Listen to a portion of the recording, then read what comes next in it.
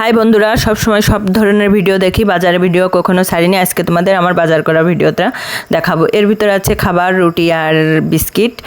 এটা দেখাচ্ছি না, কাঁচা বাজার দেখায়। একটা লাউ, এখানে আছে তোমার হচ্ছে গিয়ে বেগুন, শাক ভাজি খাওয়ার জন্য বেগুন আনছি। বাজার সব সময় আমি করি, কিন্তু কখনো দেখানো হয় না। এটা হচ্ছে গিয়ে শসা না থাকলে আমার চলে না। আমার বাজারটা কেমন হয়েছে সবাই কিন্তু কমেন্ট করে জানাবেন।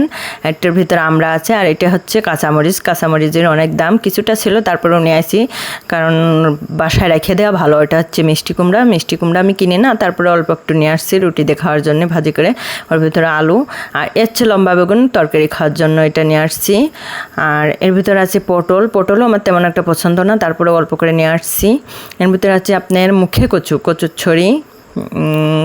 কাঁচা বাজারের অনেক দাম। এটা আলু, তারপরেও এখন খেতে লাগলে তো লাগবেই, আনছি।